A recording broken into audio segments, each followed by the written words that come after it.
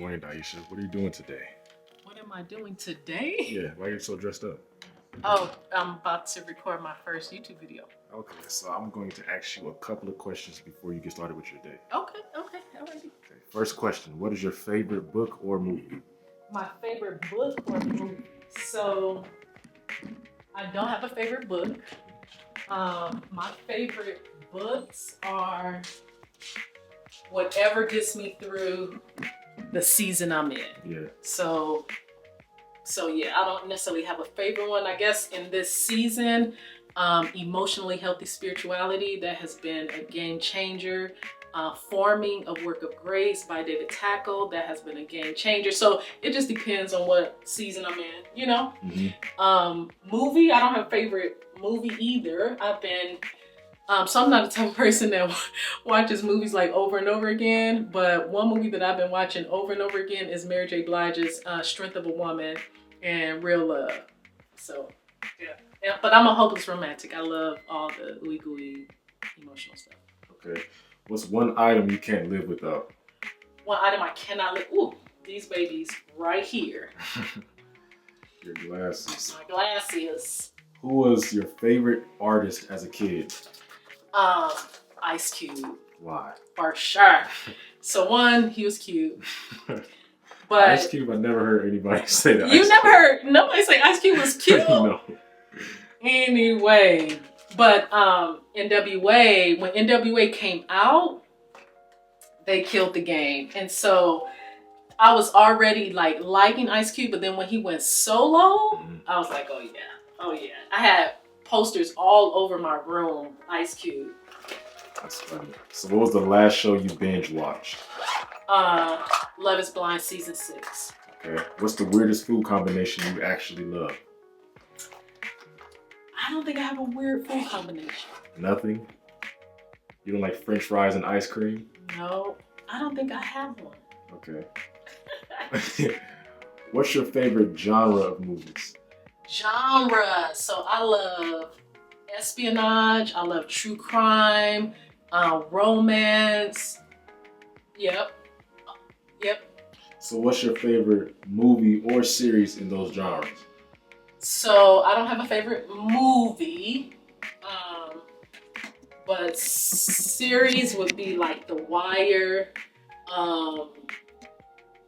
FBI International, Law and Order, Organized Crime, Law and Order, SVU, shows like that. For sure. Sons of Anarchy. What is a fun fact that most people don't know about you? A fun fact? I don't think that, like I'm boring. I don't know. I think most people, especially since COVID, like I've really made a lot of friends. And I think most people would be surprised to know that I'm actually really quiet. Okay. Why would they be surprised because of that? Because online and building like that, like all you have is conversation, right? Like that's all you have. So you don't have any room to be quiet. Yeah. What's your favorite comfort food? My favorite comfort food. I like food. Period. Food is comforting. But I am a steak and potato woman. So, yep, steak, potatoes, yum. Okay. What's your favorite family tradition? Right now it's having family time. Like we have family time once a week, and I love it. We don't miss a week. That's just time to relax, just enjoy my family, you know? What do you guys do at family time?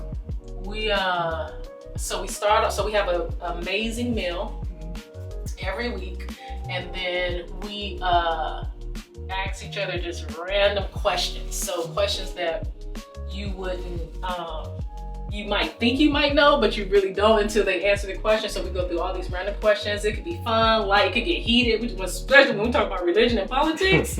It gets heated. But then we just play games and we just enjoy each other's company. You're taking a long time on this makeup. Okay, I'm done. All right. So another question. What is the most embarrassing thing that has ever happened to you? The most embarrassing thing? Oh my goodness. So one day I was at work and I'm leaving work. I'm the last one there. And so I use the restroom, right? So I have a bit of a drive. So I use the restroom. So I said, oh, you know what? On my way home, let me stop at the grocery store. So I go inside the grocery store, I have my basket, and I'm just shopping away. This guy comes up to me and he says, excuse me, but you have something like on your back. And I was like, oh, I do. And I try to turn around to look, but I don't see anything. And he was like, yeah. I was like, oh, well, I don't see anything. Why don't you just get it off for me? He was like, oh no. And I was like, oh no, like what? So I turn around, and when I finally just turn and look, there is a roll of toilet paper hanging from my butt. Oh, I was like, oh my, embarrassing. Probably the worst embarrassing thing. Gosh, the guy could have told you it was tissue. He could have told me it was tissue. I agree. So, what is your favorite Bible verse and why? My favorite okay, again, I don't have like a favorite. It just depends on the season that I'm in. Right now, though, my favorite verse is Psalm 121. What does that say? And it just says, I look to the mountains. Where does my help come from? My help comes from the Lord, the maker of heaven and earth. And that whole is very, very short. It's only 8 verses, but it just talks about how God will always watch over you, how he will always protect you. Like that has been my go-to scripture. Let's see. So, what's your go-to worship song when you need encouragement? Encouragement? Right now, it's been I Got It by Pastor Mike Jr. So that has been like my hype song. The other hype song has been Tasha Cobb's Ready. Okay. Can you sing I Got It real quick? Yeah, he'd be like, I got it, I got it. Duh, I got it. Jehovah Jireh. Okay, let's stop that one. If you could live anywhere in the world, where would it be? It will probably be here, Southern California. Okay, what city? That's a good question. Right now, maybe Rancho Cucamonga. Okay. What's something on your bucket list that you have not done yet? That I haven't done. So I really want to go to the Caribbean. So that's something I haven't done, but I'm planning it though. So in 2 years, I'll be 50 and I am planning a cruise with all the women that I love. And we're going to sail to the Caribbean.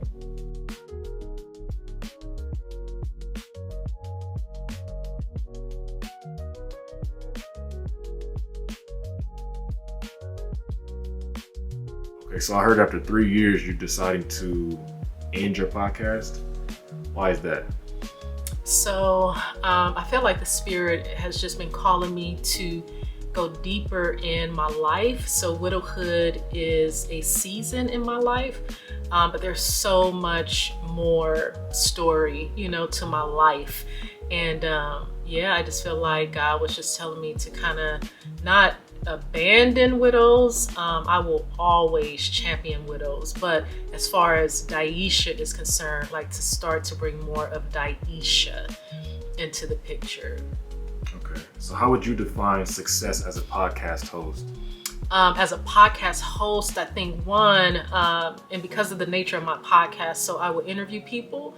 And so I think one is just really being genuinely interested in my guest story. And so that's one. And then also, because I would just like off the cuff, like record my podcast, but I learned that really taking my time, writing my copy, making sure that my messaging is cohesive, coherent, like all of that. It's a lot of work being a podcast host, but I think that's what makes a successful one. So what's next after this podcast? What's the next thing that you're about to do? Yeah, so what I was telling you earlier, so today is the first day that I am about to film my YouTube video. And so I'm going from podcasting, if you will. And I know a lot of people, their podcast is on YouTube, but I'm kind of moving away from the audio and focusing more on my YouTube channel. Okay. So knowing you are always throwing events and doing little online events, what is the next event that you're going to be doing? So I am going to start hosting emotionally healing pamper parties. Oh, that's gonna be a continuous thing? For this year. Oh, it's not a one-time thing? Okay. We're gonna leave that in there. What is a pamper party to begin with? So a pamper party traditionally is just where women get together and it's all about hair care, skin care, nails, massage. It's just self-care. It's all about, right, a self-care day. And so mine's is a bit of a twist where it's all around emotional and spiritual self-care and what that looks like. And I'm just doing it in a fun way. Okay. So how in the world can you make emotional healing fun? Good question. So I am going to add just a lot of gamification, right? So people showing up, prizes, just to make sure that they're involved and engaged. Like, who doesn't want to walk home with a gift or a prize? So is that, and then a lot of the work that we're doing is all relevant and centered around emotional healing, spiritual, well-being, and it's just done in a fun way. Okay, so what do you enjoy most about encouraging women? That's a good question. So I think I love making women feel the love of God.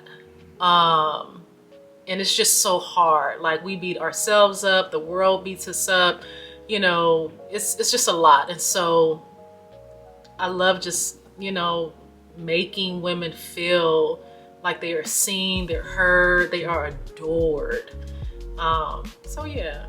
Okay, the pamper party sounds like a fun experience. So are you going to charge women to get in? So no, I'm actually, it's going to be like along the same lines as when I was kind of doing music. So it's going to be donation based, and I don't want money to be a barrier for anybody. And so people will come, they will enjoy, they will experience, and then at the end, they can donate if they choose. Okay. So what else are you doing this year? This year I am actually, in a couple weeks, I will be speaking at the North American Singles Conference in Anaheim, California, and I'm co-facilitating that class with Matt Riviere. He's an amazing, amazing brother who he went through a divorce and lost his 2 sons to fentanyl poisoning in a matter of 4 months. And so we're going to be doing a class together. I'm also hosting the Belonging Retreat in beautiful Big Bear, California, with an amazing woman, Suzanne Simmons. And so yeah, those are like 2 major things that I'm doing. This is a different question. What's the most challenging thing you have had to overcome as a widow? As a widow, it has been trusting and believing that God has me. Like, my life was just flipped upside down. Like, literally the bottom fell out. And so it's hard to believe that God is your bottom, when life has been one way for many, many years. And so that probably was the hardest thing, just believing that God had me, He had my kids, the whole nine. Okay. So I heard that you've been coming up with this new coaching program. Did you create it? I have. What is this new coaching program? Yeah. So it's called Heart to Heart with God, and it is actually an experience. It's more than a coaching program, but it happens within a transformative 5 parts, and it's for women who are navigating emotional, challenges, spiritual challenges, and it's a way for them to bring anything and overcome anything with God. And I'm teaching them how to do that. Okay. So what's going to happen inside of the Heart to Heart Framework. Yes. So it's a framework? So it's a, yeah. So Yes. What is it? It is a coaching It's the program. Heart to Heart framework coaching program. So inside the program, I'm taking people through a 5-part framework. Okay. Yes. We are going to switch it up one more time, and this is the last question of the day. We actually 30 questions today. So are you ever going to do music again? I would like to. It's in me. Music is in me. So yes, I hope to. Maybe you just gotta wait and see.